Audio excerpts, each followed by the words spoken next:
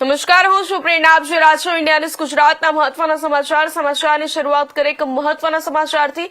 ગાંધીનગરથી breaking news સામે આવી રહ્યા છે. ગાંધીનગરમાં આજે કેબિનેટ બેઠક યુસીસી વિધેયક પર ચર્ચાની શક્યતા સેવાઈ રહી છે.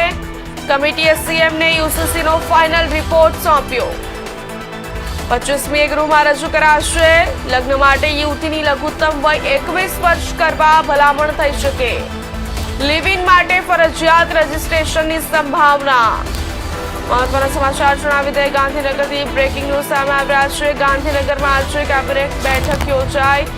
યુસીસી વિધેયક પર ચર્ચાની શક્યતા છે. ગાંધીનગરમાં આજે કેબિનેટ બેઠક યોજાઈ શકે છે. કમિટીએ સીએમને યુસીસીનો ફાઇનલ રિપોર્ટ સોંપ્યો છે. 25મીએ ગૃહમાં રજૂ કરાશે.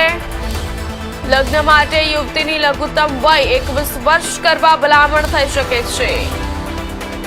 લિવ ઇન માટે ફરજિયાત રજીસ્ટ્રેશનની સંભાવના સેવાઈ રહી છે.